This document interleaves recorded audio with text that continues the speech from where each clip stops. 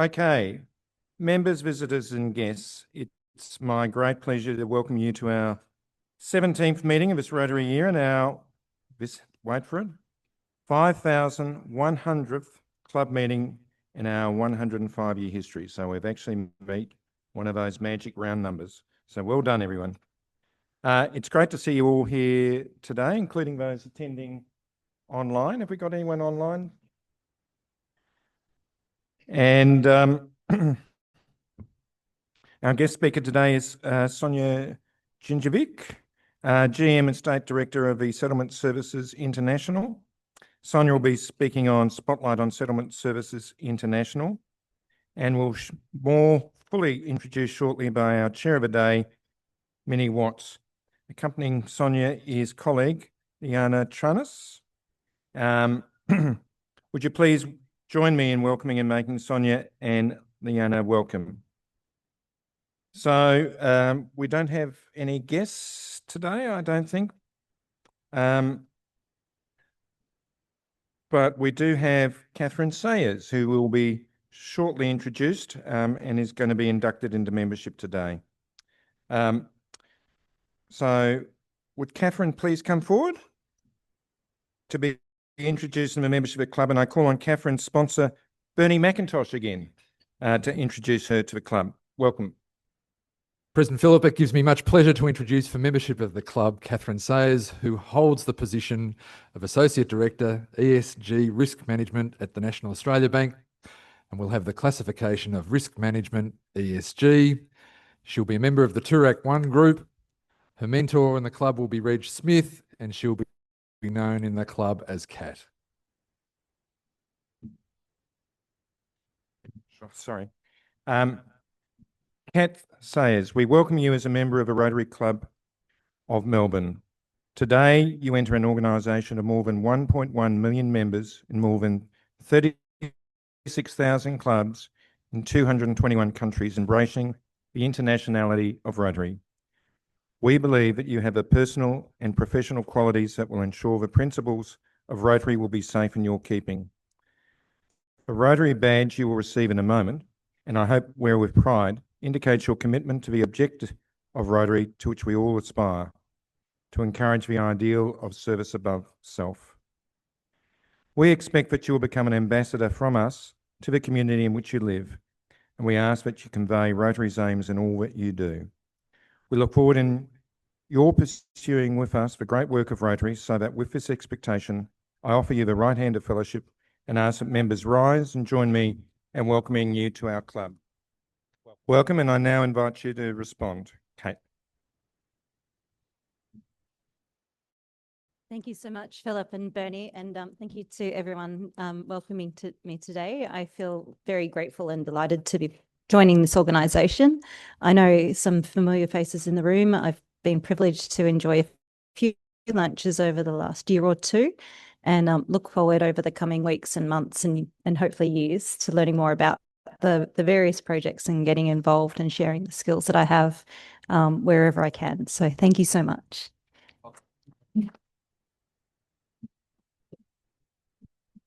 That's great. Thank you. Now, this is a life-enhancing event, because if I don't do this, I think I'll be in trouble. Around the Bay, it's still an opportunity for people to pledge support. This is the last day, so I think there are sheets on your table, so it'd be great if you would support that great effort. Would past President Robert Fisher come to the podium to remind us about Rotary End Polio Day? Robert. Thank you, President Phillip. Friday is World Polio Day. Rotary's involvement in the eradication of polio started in 1979 with the first drops of oral vaccine being administered to children in the Philippines. In the 1980s, there were 350,000 cases of wild polio across some 125 countries, with an estimated 1,000 children per day becoming paralyzed. Something had to be done. So ridding the world of polio became Rotary's #1 humanitarian campaign and it still is. Inspired by Rotary's volunteer commitment and fundraising success, the Global Polio Eradication Initiative was launched in 1988. This partnership, which includes the World Health Organization, UNICEF, and the Gates Foundation, works with governments around the world to this day in the education and training of health workers and the administration of polio vaccines on the ground. Over the years, Rotary members have contributed more than 2.1 billion US dollars and countless volunteer hours in the fight to end polio. Nearly 19 million people who would otherwise have been paralyzed are walking, and more than 1.5 million people are alive who would otherwise have died. Today, the number of cases is down by 99.9%. There are only 2 countries endemic with polio, Afghanistan and Pakistan. Only 13 cases of the wild polio virus have been reported this year so far. But given the geopolitical situation and vaccine naysayers, the situation could reverse very quickly, which is why we have to keep on going. This month, dozens of Rotarians in our district are walking to raise funds for End Polio. The final group walk is this coming Saturday. Details of this and links to the fundraising website are on your table. I also commend you to Sue Smith's excellent article on World Polio Day in this week's bulletin.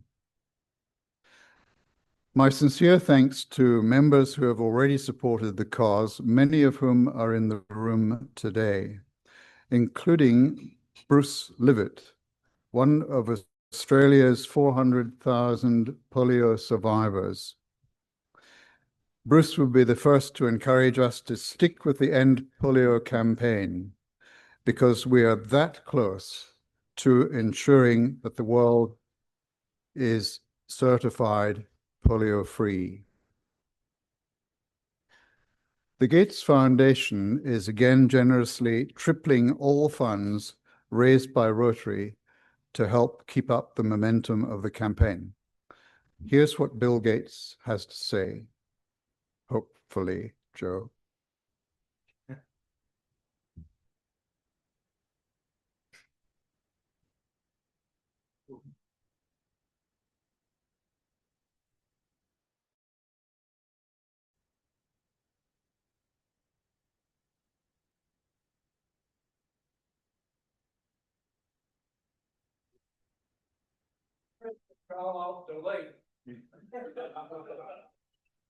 Not working?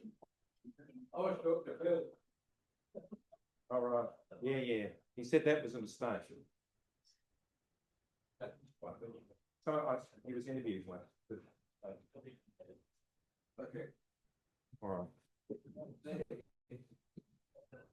Sorry about that.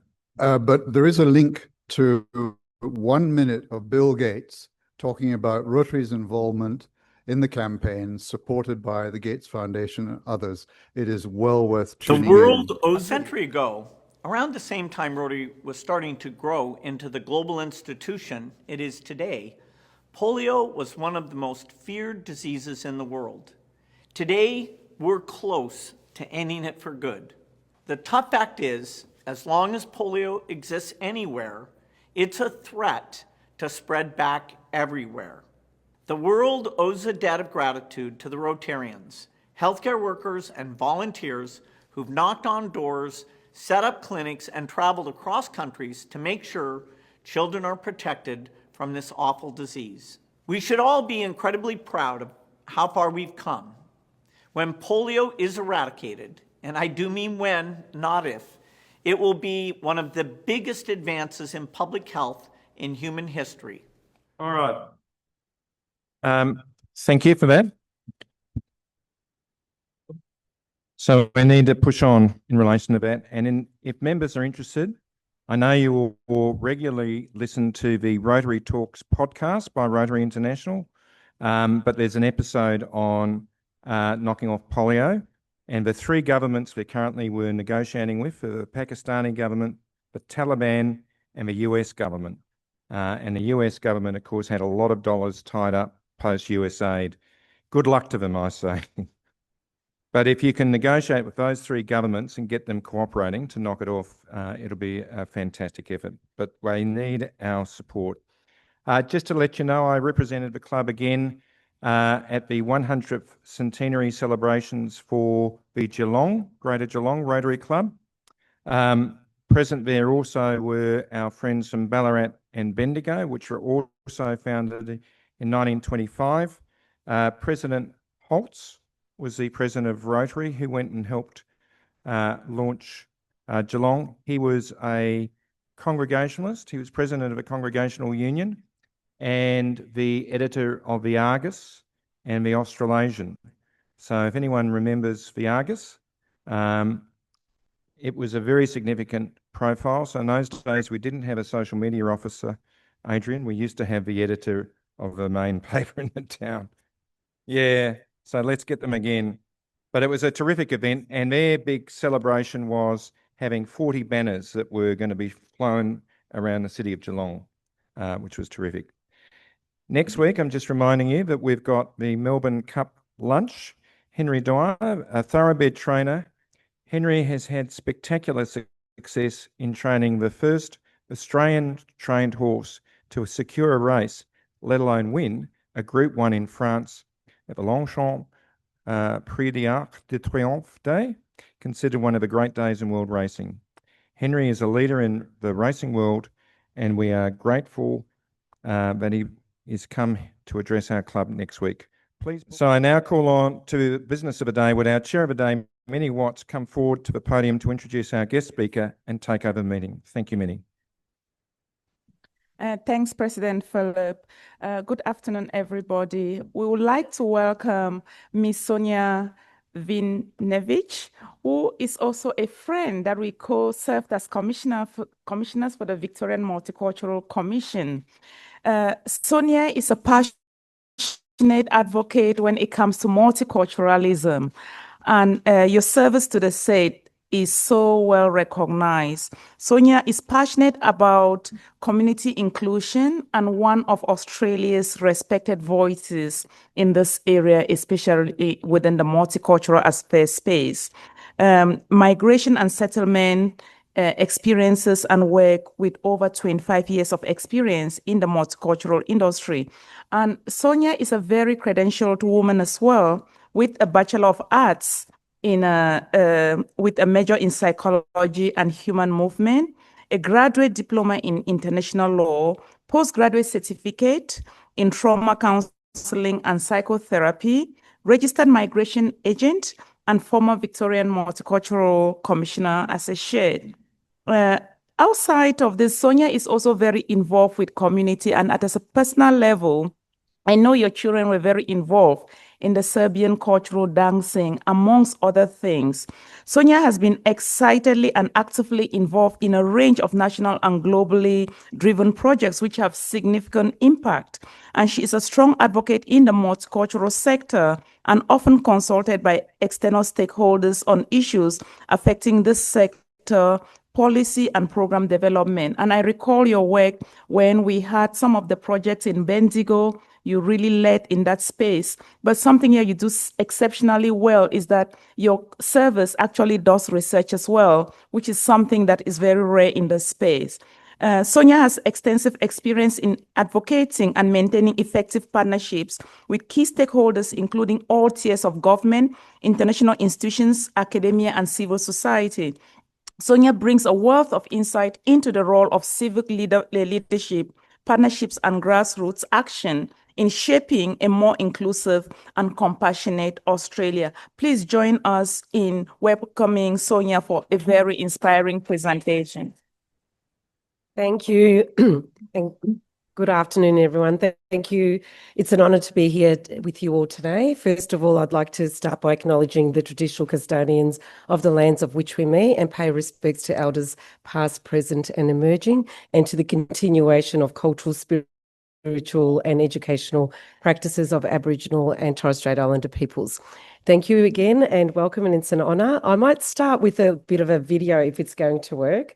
I know we're always challenged by technology in this day and age. We would have thought after COVID and the experiences that we had during that era that we would be flying and doing things really exceptionally well, but I don't know whether it's going to work.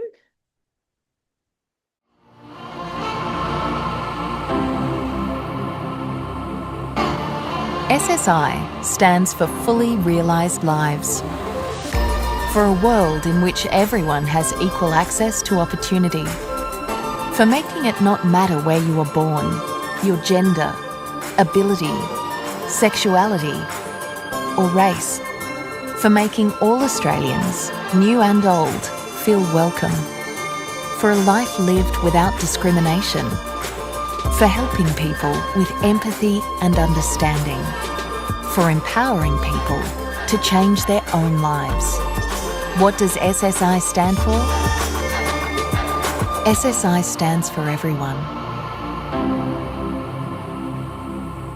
SSI, for equality of life. To see a visual presentation rather than someone speaking at you. But as the video actually demonstrated, SSI, our role is really to, as a not-for-profit organisation, national organisation with international reach, is to really ensure that we are speaking up for people that may not be able to do that at this point in time or at a point in time in their lives.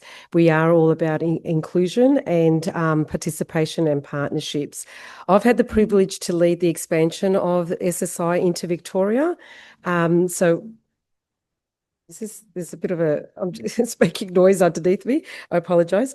And so that's been an honour and a privilege. And the areas, why I'm so passionate about this area, I think it definitely goes back to my grassroots. My parents migrated to Australia for a better life. It's not an uncommon journey, excuse me, or a story. Didn't agree with the political regime and wanted to come to a country where they wanted to have a better life for their new family. So my sister was 2.5 when she came, and myself and my other sister were born in Australia. Mum's and dad's wishes were that we can achieve anything in this lucky land. And we've got so many more opportunities than what we would have had in their home country. And so I recall them always saying, you can become they actually said to my sister, she could be the first president or prime minister of Australia. But really that aspiration that you can actually achieve something in this country, we're so privileged to have those doors open to us. I recall also mum and dad weren't educated, so dad had 4 years of education, mum only had 2 years of education, and so education was most critical to them. For them, it was about no one can take that away from you, so they really pushed, encouraged me and my sisters to actually complete a formal education. They didn't see that there was anything between a university degree or working at Ford where they worked. So for us, it was we either go work at Ford or we actually go to university. And so I do, at that time, I must admit, as a young person, I was probably a bit wanted to rebel a little bit, and I wasn't as driven as I am now. But I do thank them, and I'm very grateful for them, for their encouragement and their persistence in ensuring that myself and my sisters actually do have a good education and are solid, well-integrated human beings in the country. But I think that's why I'm so passionate about this area of justice and social justice. And the organisation that I work for is really strong in social justice, really strong in reaching out and representing people that may not be able to be represented, but also about offering supports, working with partnerships, really looking at who we are as an institution and how we can actually make sort of a journey and pathways for people to be able to be their best that they can once they come to this country and once they're in our lucky land of this country. Our organisation has spanned over 25 years, so we've grown from one program area, working with newly arrived refugees in Sydney, to having 59 different program areas. We started off with a $7 million contract in one state, and we've grown to $180 million annual revenue. And so that sort of comes, fluctuates a little bit. I've got the responsibility of the sustainability of the organisation as well in my current role. So I've got the bids and tenders team that sits under my remit. I've got the policy advocacy research team, the marketing and communications, as well as international. And within the international space, we're a partner with the United Nations High Commission for Refugees. We've also got a regional partnership with Asia Pacific Refugee Rights Network, and we partner with UN Women in New York as well. Our role is very much around identifying what the gaps are, what the needs are on the local level, amplifying that onto the global stage, and then also bringing down some global learnings down to the local stage. We work really closely with community service organisations. So it's interesting with the polio research activation. We've been working in Afghanistan with some of our partners with the legal fraternity and judges and lawyers, and primarily women, and supporting women to be able to navigate the Taliban legal system and keep themselves safe and protected, and try to keep their families and other women and girls safe. And it's a really wonderful network that's been, they've been provided with some training and resources. And now we're actually rolling out that project also with the Rohingya women in Cox's Bazar as well. But I'll bring it back to the and on the global level, we actively participate and contribute to global submissions, policy positions with United Nations High Commission for Refugees, and then we put some practical measures in place when we're back in Australia. So, as I said, the organisation's got a 25-year history. It's our 25th anniversary this year. And as I said, we've grown from one program, one service area, one budget line to multiple funding streams, primarily government. So 95% of our funding is government funding, and the rest is the remaining 5% is donor support or our investments as well. So where we invest and try to get some revenue and untied funds there. We have 1,200 staff across the East Coast, and we deliver programs around refugee resettlement, asylum seekers, support, so case management, and supporting individuals with, whilst their visas are being processed, supporting them with health, education, housing, so that practical wraparound support. With refugees, they have a visa status, so refugees, once they come to Australia, they're eligible and entitled to access services, health, justice, education, employment. So with refugee arrivals, we really support them from airport pickup to integration within the Australian community. We run employment programs as well, so economic inclusion is vital, and as we all know, you need an income to be able to survive and to actually strive and build a future within the Australian context. So we have a number of employment programs that we support refugees in identifying employment, placing them in employment, and then supporting their employment journey as well. We run disability programs as well, and so we've just recently secured the Inclusive Employment Australia contract, which is supporting refugees with the disability into employment, and that's across the east coast of Australia. We run gambling harm prevention service here in Victoria as well, and it's focused on multicultural communities where we provide education, campaigns. We have some therapeutic intervention as well with individuals that identify that they would appreciate and would need and do need some counselling support. So there's a small therapeutic intervention service that we actually provide as well.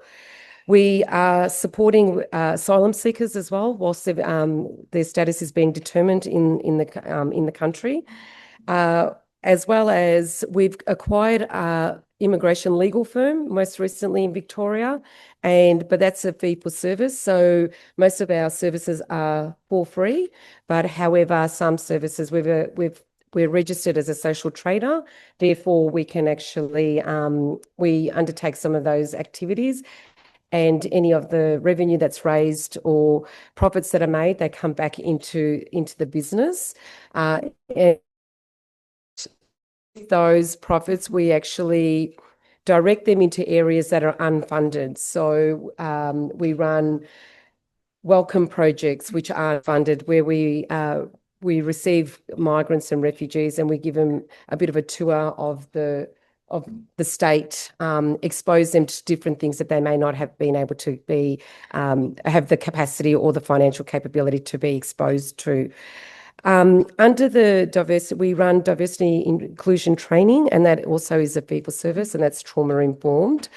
And we do that, we deliver that training to corporates, to government, to NGOs, and it's really around ensuring that services are welcoming and inclusive of anyone that walks through the doors. And we provide that coaching and support to mainstream service providers, support them with their recruitment strategies as well, if need be.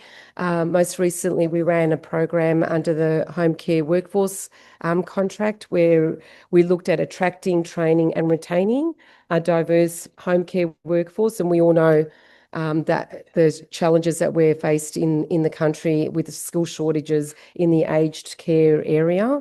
And so with most of the mainstream providers, we walked alongside with them to support them in recruiting and training and retaining a home care workforce. And we know that migrants and refugees, that once they come to the country, they are very entrepreneurial as well, and they want to work. So it is an industry and an untapped industry that we're really looking at. How do we actually amplify there and open up doors for them to be able to work in those sectors? We are, as Mimi mentioned, we are a bit of a unique, I believe, a unique organisation where we're not just delivering services. We do deliver, we partner with academia, we run independent research, but also part of the ARC linkages grants as well. So we really look at partnering with, as I said, with academia and getting some really meaningful research out there that's evidence-based, because as we all know, you need the evidence, you need the data, we need the human stories in order to actually be able to advocate to government about any challenges or needs or gaps that may exist in community. So just before coming here, and I apologise, I was a few minutes late, the Assistant Minister for Employment was running a round table for sector leaders in Dandenong, because the government is actually contributing $1.5 million to establish a hub, an employment hub, and he wanted some advice as to what the operations should look like, the governance structure should look like. Should we look at targeting a particular cohorts to have eligibility to come into the hubs? And so that's the position that we want to be in as an organisation as well. Understand what the grassroots needs are and how do we actually amplify those voices on the social stage, on the global stage and national stage, and how do we actually develop programs that actually meet the needs of those service users as well. And it's great to see that the government's, opening their eyes and seeking that advice, actually, as we think we are the experts in our sector and in our industry, and so we should be consulted and supported and partner with government to deliver these responses that are, highly needed. Another key area is a campaign that we're running, and I know that campaigns can be viewed in different sort of lights depending on how they're actually socialised. But a campaign that we're running at the moment is called Activating Australia's Skills Campaign. And what we've undertaken some research with Deloitte Economic Access and identified that 44% of Australians, migrants that are in Australia, are working under their skill level. And that is actually costing Australian government $9 billion it's extraordinary. Every one of you would probably know, you'd jump into an Uber and a person that's one of the drivers is an engineer or a doctor or a chemist, and they just really struggle getting their skills accredited in Australia, going through the overseas qualifications process. The offshore immigration system doesn't talk to the onshore employment and Department of Employment system, and there's just a disconnect. So this piece of work that we've been driving is to, highlight these challenges to government and also provide solutions. So we're not all about, okay, this is a problem. Yes, it's a problem, but this is there's some solutions out there. And so what we have found that through our global research, and benchmarking it on where things are working. So, for example, in Germany, and we know that the German community are very, very entrepreneurial, very structured, very and deliver. They implemented an online database where migrants can type in, "I am a comms expert from Brazil. And I want to I want to migrate to Germany." So they go in there and they put in their skill sets, and the system actually provides them with advice, step-by-step advice and guidance of what they need to do in order to get their qualifications accredited and to get a job in their industry in the country. Now, we don't have anything in Australia. There is not one system that actually does this. And so that's one of the recommendations that we're giving to government is we need to establish an online hub, a tool that people can actually go into that can navigate it. But we also need to complement it with a navigator, like a hub with a human resource in there, and bringing industry bodies in there, bringing corporates in there, bringing people in there that can actually support the individuals to upskill or to reskill and to get their qualifications recognised. We're not talking about lowering the quality at all, but it's about improving the system to enable people to be working at their skill level, because it actually benefits the individual, the family, and the community. We all uni, I think I applied for 100 jobs, couldn't get a job, and thinking, oh my God, what's the point of going to uni when I can't get a job in my industry? It's demoralizing. It has an impact on your mental health. Also, migrants that come here to Australia, they need to work. They don't have the safety net of, Centrelink. So for them, it's about, okay, I need to get a job. I've been confronted with all these challenges and barriers. I can't get a job in my industry. I'm just going to do whatever. I need to do that in order to provide for my family and my children, which is quite disappointing, because then it actually has an impact on their mental health, which then could turn into other health and social and impacts in the family and in the community. So we all know that, economic inclusion, and if people are working at their skill level, they're more likely to be, satisfied with themselves, and they're contributing to the community. And then it actually also opens up doors. If it's a family relationship, it opens up doors for it's predominantly the males are generally the ones that are the primary applicants on the visas. But generally speaking, the female or the wife is very skilled as well, and all the focus ends up on the husband, and the wife doesn't get enough support as well. So this campaign is about making some changes and influencing government to actually implement some systems change, and to be able to enable this process to be a lot smoother. And it's a win-win. It doesn't matter. It's diffusing the migration debate. I know that it's very politicised.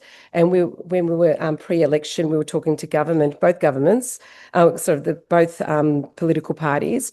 It's about the people that are in Australia. So we're not talking about, more skilled migrants coming into the country. We're talking about the skill sets that are here that are being underutilised. It's over 600,000. They're huge numbers, and there's evidence of that. So that's we're really proud of this initiative, and it's getting a lot of traction at the Productivity Commission roundtables probably a month ago in Canberra. Minister Tony Burke was very supportive, named it as a solution as well. So there is some political buy-in. So now it's just the bureaucracy and the political buy-in and community coming together and piloting some things and seeing how we can actually make this work. The other gap in Australia, a significant gap, is that there's no national ombudsman. So some industry bodies have got a system in place where you can appeal a decision for your overseas qualifications not being recognised, but there isn't a robust governing structure or an individual that can actually question why a certain individual hasn't been, their skill hasn't been recognised. And also, it's disjointed. So I think it's dentists in Perth have to come to Melbourne to sit their test, and they fail. They don't get told why they fail. So it could be, I don't know, they didn't put the filling in right. They don't get told the detail as to why they were unsuccessful, the costs associated with coming across and not then knowing how to actually improve themselves, or what training do they need to do to actually upskill to make sure that the next time they do the test that they pass. They don't get that information, and there's no appeal process. So that's something that we're really encouraging government to stand up an ombudsman or an office that can actually process these systems and these applications, and has teeth actually, and has authority to overturn decisions and question things. So that's probably, I could be talking for hours here, so I apologise. Hopefully that gives you a little bit of insights into our organisation, what we do, and who we're about. But yeah, please feel free to reach out to me. I'll be around for a bit as well. Ask any questions. I can send some information across to you as well, if that's of interest as well. So I know we've left some collateral on the tables, but if you would like some electronic versions, happy to share those as well. So I might leave you there. Thank you very much for your attention. Some questions. Oh, okay. Okay. Sorry. Yeah, thank you. Any questions from the floor, please? Thanks, Reg. Hi, and thanks for a great presentation. It really hit a hot button for me because there are some very major obstacles preventing new arrivals from working to their appreciation. So I won't go into my stories, but I'm interested just in your assessment of the major obstacles and what's got to happen for those obstacles to be cleared.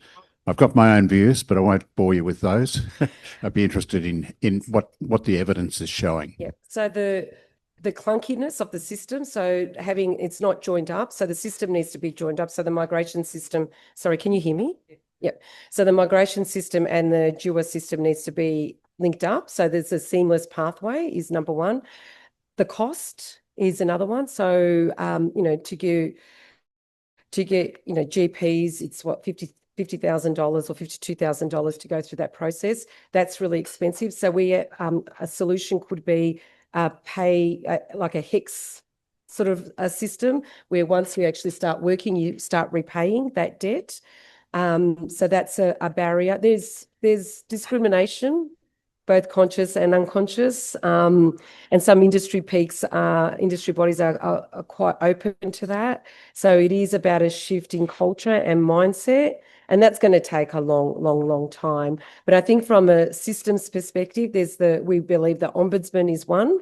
So there's a right of appeal. The other one is around the cost and looking at a loan system that people can repay, having human, a navigator to support individuals in navigating the system, having the technology for those that don't need it to actually manage it on their own through that self-help model. I mean, we've got migrants from the UK, and it's crazy. They don't, it's coming to Australia just because they've got the language, just navigating it is really challenging. So they're the things, but we really welcome your advice and your recommendations as well. Bruce? Bruce Davidson. Do you get any insight from talking to your parents? Me? Oh, God, yes. Yeah. Insights around Around getting into the community and Yes. set all that. Absolutely. And it was interesting. So I was at Red Cross in 2010 to 2015, and I asked that question of my parents because they came to the migrant hostels. And at that point, we were grappling with how do we actually respond to the influx of the asylum seekers that were arriving?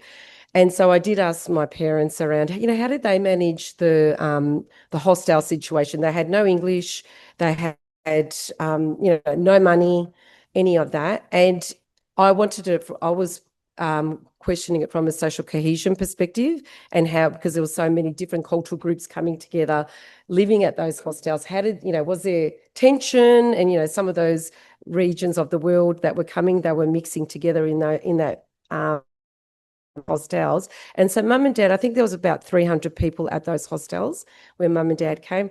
And sport was one thing that I think is absolutely critical to actually break down barriers for people that are into sport, because it is actually, and my dad's a soccer player. So they did after the meal, they would actually go onto the pitch or onto the grasslands and play soccer. And people felt included, they felt heard, they felt like they belonged. So that was a really good, I think, indication that social engagement, food is really important, going to where people are at.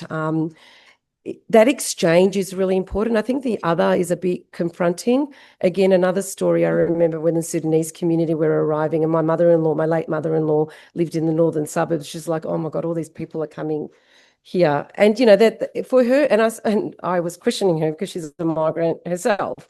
And so it was that when you dig deeper down, it was that unfamiliarity and not being engaged or have ever spoken to someone of, Sudanese background. And what we did was we actually used to run women-only events, and it was Let Them Unite. And we had Anglo-Celtic women, we had First Nations women, we had new and emerging women, we had women from established communities coming together in a social environment and learning, getting to know each other a little bit better. It's that getting to know your neighbour. I remember also growing up, we used to play cricket in the court. The whole court would come out, whereas now I don't even really know my neighbours either. So I think sport, arts and culture, because not everyone's into sport. So there is arts as well. There's some amazing programs. We run in Sydney, we run an arts exhibition and partner with the Opera House. And so along the promenade on Darling Harbour, we've actually displayed refugee artists' work, which then ends up being, they sell it. And so it's an income and a revenue coming in. And then they feel like they're belonging and they're contributing. So I think you need those formal structures, but you also need these soft sort of entry points and opportunities to engage. Question. Robert Fisher, thank you, Sonia, for your presentation. I appreciate that the work that your organisation does focuses on migrants who are already in the country, but I'm curious to know if your work is being impacted in any way by the current growing anti-immigration movement. It's impacted on our clients and our staff. So we have, from a personal perspective and on a health perspective, it's impacted because our staff actually I think 70% of our staff are from migrant and refugee background. And I think it was 25% are of forced migration background. So anything that's happening globally or locally has an impact on them because they've got family overseas or they're also here in Australia. And so that rhetoric does have concerns.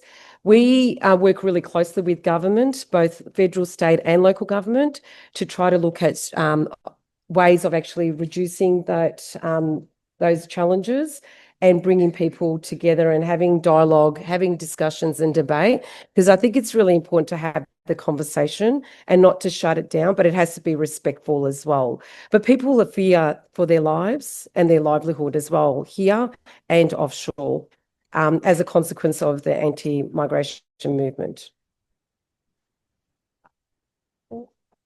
Thank you so much, Sonia. And as a token from our club, so everybody, can we put our hands Oh, thank together? you. You've got a little bit of something there. And thank you for such an inspiring Oh, message. Thank you. Thank you. So that was such a passionate presentation. But now I'm going to thank our guests and our visitors for attending today, but also the members. And welcome again to Kat Sayers, who's joined the club today and has been inducted. And thank you also to our MC of the day, Bernie McIntosh, and for the reflection from the past president, Adrian Nelson, and our lunch setup and reception, and all the staff who have made the efforts to make today happen. Please, if you can stay back for a few minutes to help clean up and support and in packing up, that will be very much appreciated. Last but not least, a reminder that next week we are going to meet here again for lunch. And as mentioned by the President Philip, our guest speaker will be Mr. Henry Dwyer, thoroughbred horse trainer. And we hope you can join us and bring a guest.